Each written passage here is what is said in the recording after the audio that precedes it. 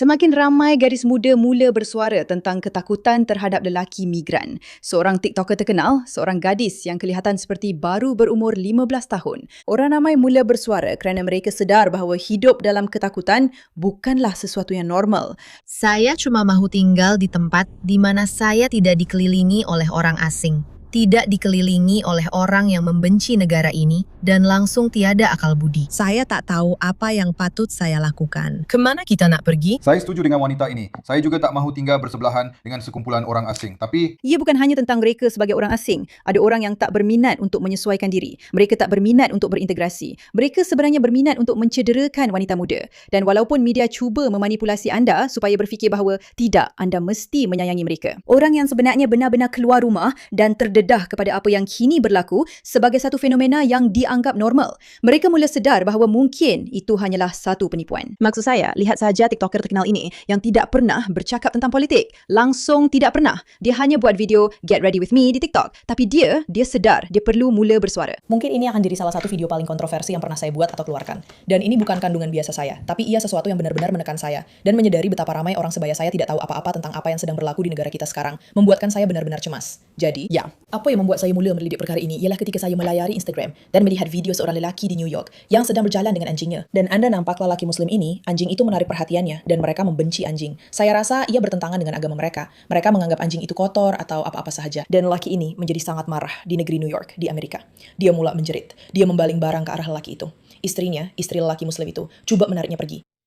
Dan dia mengejar lelaki itu yang hanya membawa anjingnya keluar dari taman. Dan itulah yang membuat saya terfikir, kenapa perkara ini ada dalam suapan saya? Sebab kalau ini hanya berlaku sekali, Anda tahu. Seperti, kenapa perkara ini muncul di media sosial saya? Disebabkan video itu, saya telah menerima beberapa lagi video dalam suapan saya mengenai pengambil alihan Islam di Amerika Syarikat. Video ini bukan bertujuan untuk membenci sesiapa, tetapi ini adalah video yang menunjukkan kebimbangan dan kerisauan saya yang tulen terhadap negara saya. Secara khususnya, kebimbangan tulen saya adalah terhadap wanita-wanita di negara saya. Karena agama ini bukanlah agama yang membawa keamanan. Ia juga bukan agama yang memperjuangkan hak wanita. Ini adalah agama yang di negara asal mereka, di Afghanistan. Wanita tidak dibenarkan bercakap di khalayak ramai. Awak tahu tak, ia memang sangat menyedihkan. Dia seorang TikToker yang buat TikTok sendiri tentang pemikiran dan pendapatnya sendiri. Tapi di sini dia perlu sangat berhati-hati. Saya cuba untuk tidak menyinggung sesiapa dan sebagainya sebab dia tahu apa yang dia katakan ini boleh memusnahkan hidupnya selama-lamanya. Namun dia masih berani untuk bercakap tentangnya kerana dia sedar ada sesuatu yang sangat tidak kena. Mereka boleh dihukum mati, dipukul, atau direjam hanya kerana bercakap di khalayak ramai. Juga, mereka perlu menutup seluruh badan mereka. Kita sudah pun melihat kesan agama misoginis ini di UK. Saya telah menemui beberapa video yang diambil oleh wanita-wanita yang ketakutan di tempat awam, seperti taman, kedai-kedai, atau di jalanan, di mana lelaki-lelaki ini berkata bahawa mereka berhak ke atas tubuh wanita kerana mereka adalah lelaki. Itulah kepercayaan mereka. Itulah hasil migrasi besar-besaran orang ramai. Itulah kepercayaan mereka terhadap wanita. Itulah kepercayaan mereka. Sesiapa yang masih belum faham perkara ini memang perlu sedar sekarang. Maksud saya, video ini menjadi sangat tular kerana sebab inilah. Dan saya harus katakan, saya setuju dengan semua yang dikatakan. Orang ramai sentiasa komen pada hantaran saya dengan berkata, awak sangat Islamofobik. Ya, saya memang begitu kerana perkara ini menakutkan saya. Ini benar-benar menakutkan saya. Inilah Iran pada tahun 1970-an sebelum Islam mengambil alih. Inilah Iran sekarang. Nak buat satu lagi? Inilah Afghanistan sebelum Islam mengambil alih. Inilah Afghanistan sekarang. Lebanon, dulu dan sekarang. Eropah, dulu dan sekarang. Michigan, dulu dan sekarang. Ya, ini sebenarnya memang menakutkan saya. Dan jika ia tidak menakutkan Anda dan Anda terlalu berlapang dada, suatu hari nanti, Anda akhirnya akan memakai hijab yang menutup tubuh dari kepala hingga kaki kerana Anda terlalu mahu bertoleransi. Anda mau sangat berlapang dada. Maafkan saya benar-benar enggan menerima perkara ini. Untuk semua yang mengaku begitu bersemangat tentang hak wanita dan feminisme, bagaimana ini boleh dianggap sebagai feminis?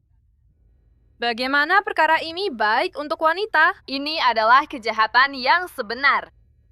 Kenapa ada kanak-kanak kecil yang memakai burka? Kenapa? Sebab kononnya itu adalah perkara yang betul, supaya lelaki tidak tergoda. Pedofil, penyeleweng, itulah siapa lelaki-lelaki ini. Kalau mereka tergoda dengan kanak-kanak kecil, dan awak tahu mereka pedofil dan penyeleweng, sebab dalam agama mereka dibenarkan berkahwin dengan budak perempuan seawal umur 9 tahun. Jadi, ya, panggil saya Islamofobik. Memang saya begitu. Ini sangat menakutkan saya.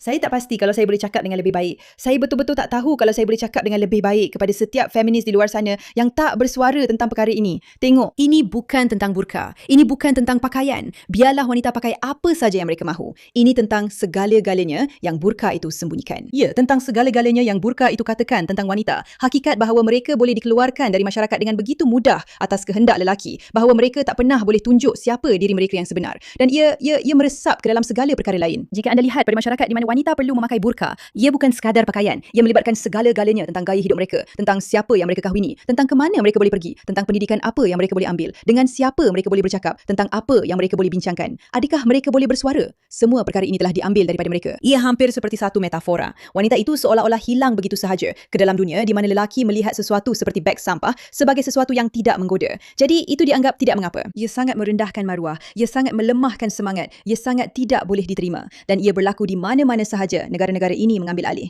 Ia memang tidak masuk akal. Gila. Dan wanita-wanita ini memang betul. Saya ingin ingatkan anda bahawa TikToker itu, dia masih muda. Dia masih budak kecil dan dia mula sedar tentang sesuatu. Ada sesuatu yang benar-benar tidak kena tentang perkara ini. Risau untuk negara saya. Secara khusus, kebimbangan sebenar untuk wanita-wanita di negara saya. Kerana agama ini bukanlah agama yang membawa keamanan. Ia bukan agama yang memperjuangkan hak wanita. Ini adalah agama yang di negara asal mereka di Afghanistan, wanita tidak boleh bercakap di khalayak ramai. Mereka boleh dihukum mati dengan dipukul, direjam, hanya kerana bercakap di khalayak ramai.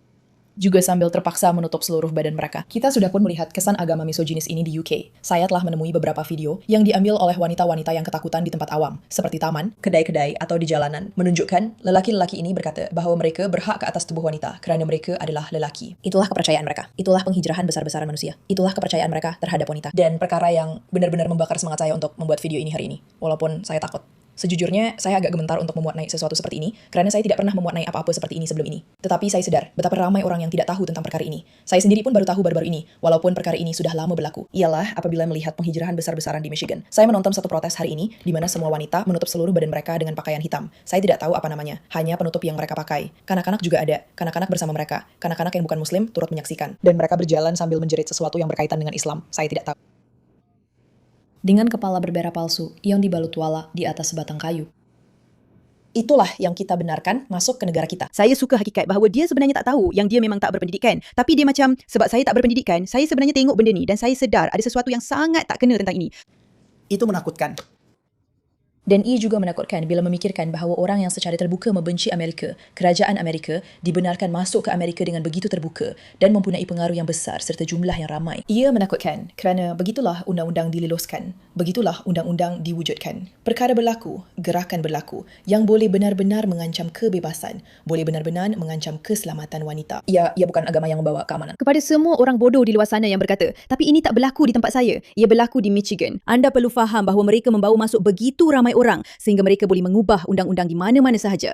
Itulah yang mereka mahu lakukan. Begitulah cara mereka mengubah undang-undang. Begitulah cara Nazi melakukannya di Jerman. Mereka dipilih entah macam mana dan kemudian mereka ubah segalanya. Dan ini bukan didorong oleh kebencian. Ini bukan kerana membenci agama. Ini bukan kerana membenci sekumpulan orang. Ia datang dari rasa bimbang dan prihatin yang tulen. Kerana saya tahu seseorang seperti saya, seorang gadis seperti saya, mereka pasti tidak suka melihat saya datang. Anda tahu, saya sedang memakai baju tanpa lengan sekarang. Saya sedang membuat video tentang kepercayaan saya, mempunyai pendapat dan berani bersuara. Dan menakutkan untuk memikirkan bahawa budaya itu boleh memberi kesan kepada undang-undang saya, negara saya, tempat saya tinggal, tempat saya menetap, tempat wanita yang saya sayangi menetap. Dan saya cuma, ini bukan kandungan biasa saya. Dan saya rasa selepas video ini saya pasti akan kembali kepada kandungan biasa saya. Kerana isu ini sangat berat. Dan saya, anda tahu, tidak mahu terus-menerus bercakap tentang perkara ini. Tapi menakutkan bila saya tidak tahu tentang perkara ini lebih awal. Dan orang sebaya saya di sekeliling saya pun tidak tahu tentang perkara ini. Yang kami langsung tidak sedar kerana tiada apa-apa yang disiarkan di saluran berita. Saya rasa ini sesuatu yang kita semua perlu ambil perhatian dan berhati-hati serta berwaspada. Kerana kita hidup di negara yang hebat, yang menghargai kebebasan dan keamanan. Awak tahu, memanglah ada kekurangannya, tapi saya sangat bersyukur saya tinggal di Amerika